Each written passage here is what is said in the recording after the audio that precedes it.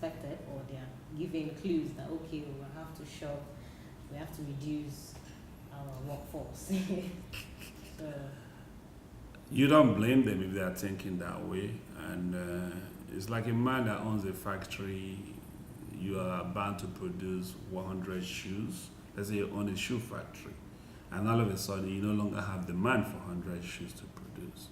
And you used to work with 20 people to produce 100 shoes.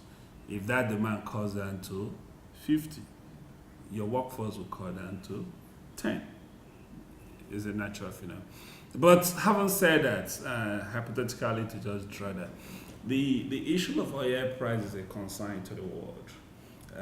Today, Russia and Saudis want to sit at the table.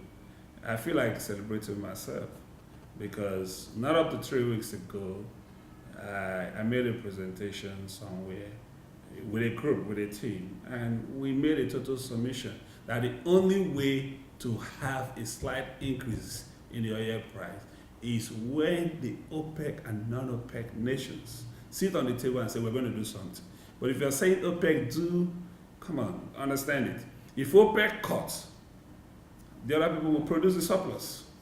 And so it's because I tell people that OPEC cutting is advantage to another group of people. Either the black oil is coming illegally into the market or the excess coming from shale oil. And we've not taken time to really understand the factors that is affecting this price. Whether it will stop, it will not though. It's real. It has come. The technology, something has evolved in the industry. The evolutions of the shares, before we didn't have the technology, or the technology were too expensive to do the unconventional drillings. But today the Americans has been able to continually reduce the price of unconventional drilling, and it's becoming economical to do. When the cost of unconventional drilling were like $60, $70, they were avoiding it. The environmental hazard was so much, people were avoiding it. But the technology has been tweaked. Working on it is getting to 40, it's getting to 30. So the production is, I give you just a very simple analysis for you to understand. Before the full share production started, America was generally producing about 5.2 million barrels a day for their own consumptions, and they will import the rest. And as of that time, their consumptions was about 8.9 or 8.8 million barrels. That was their consumption. But they have amplified the shales where they now produce shale oil, shale gas, and today, you know what they produce? They have exceeded 9 million. So they produce everything they consume, so they no longer import. So that volume they used to import has converted to an excess in the market. So it's a very simple demand and supply. When we had the price high, the demand was high and the supply was reduced. The demand was greater than the supply. But today, the supply is greater than the demand. And what causes that? Two factors. 80% of that is as a result of shale oil production and shale gas. 20% could be attributed to the global crisis coming from Iraq, Iran, Syria. And 3 days ago, the first shipload of Iran oil moving into Europe, another excess going into the market. So it's now a laughable stock. And I still stand and I'm able to make the statement. OPEC, non-OPEC, OECD members should sit in one table and says, let's do something. And you know my suggestion to that. If the world wants the oil price to go up, developments across the globe should happen. Because once development takes place, the energy consumption goes high. So it tells us that we need to do something to increase the energy consumption of the world to meet the current supply. I'll give you a typical example. Some years back, China intentionally made a huge capital investment on the infrastructure development, and that increased the Chinese energy demand, and that affected the global oil price. So if the world feels that we want to tackle this problem holistically. I mean, Africa is undeveloped. Pump the resources to develop Africa, let the energy consumption go high. If we develop Africa, pick about 3 countries in Africa that has high population, typically Nigeria. If Nigeria gets developed today and we increase our energy consumption, today our energy consumption is very low.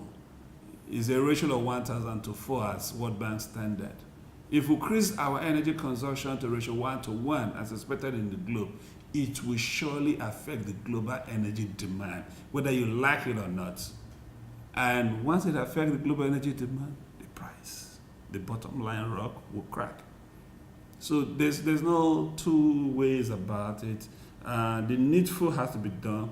But as of today, one thing that is also interesting in the whole subject is the shale oil and this fall in price is redefining global alliance and friendship.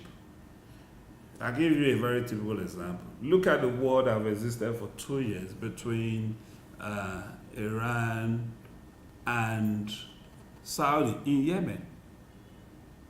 If this war has happened 6 years ago, 8 years ago, when America was so dependent on Saudi oil, they would have intervened in that war. But because they no longer buy oil for that place, hello, gentlemen, your brothers, it is shite and Sunni, sort yourself out.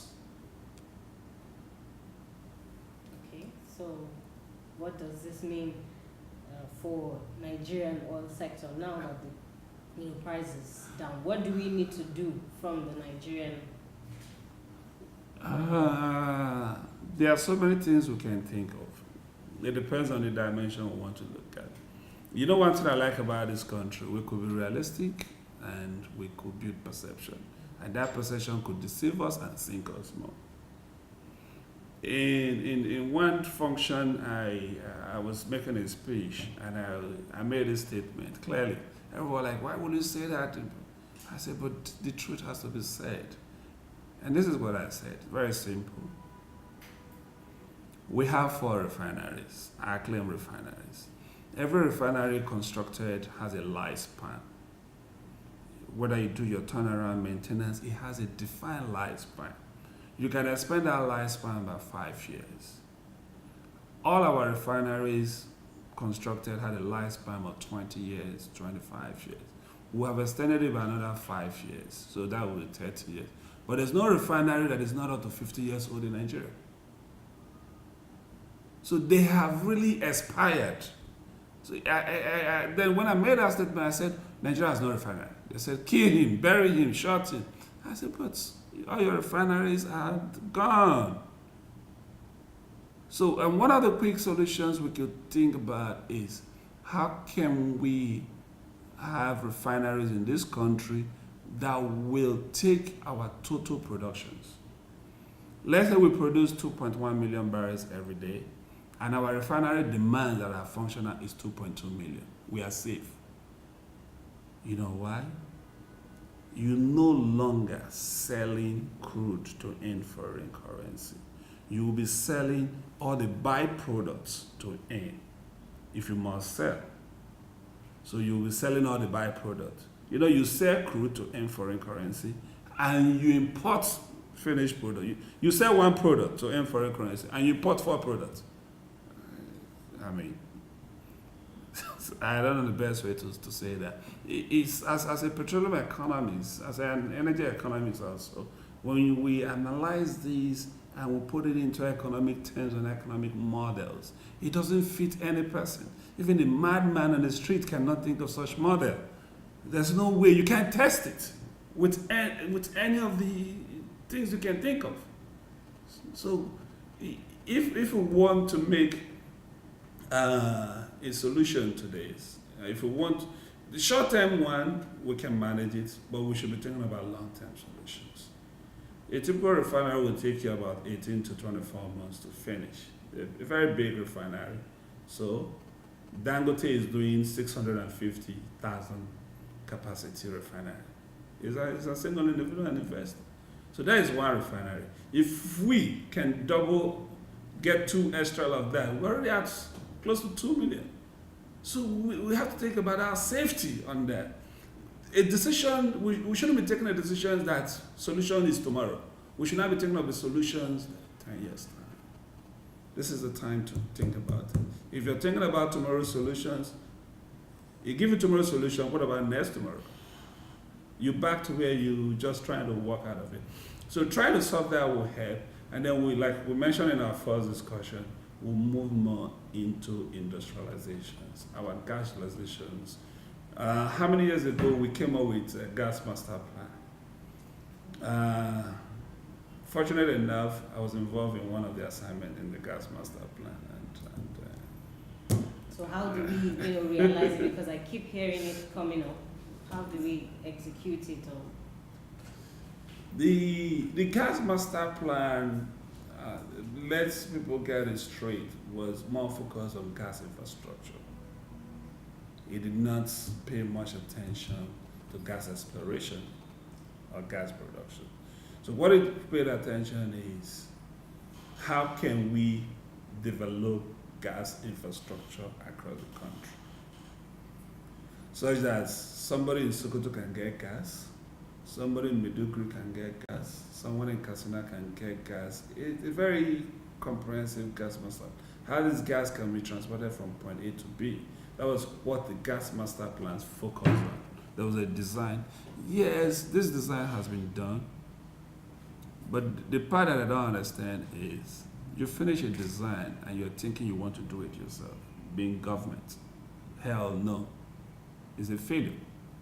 The moment you finish this design, take it to open market on a road shows and market every segment of the gas pipeline for private investors to take up and transport gas. He will build and transport the gas, and he will pay the gas owner. And when we were doing this gas master plan work, that was what led to gas aggregator. There's a company called Gas Aggregator in Nigeria. There's a company called Gas Transporters in Nigeria.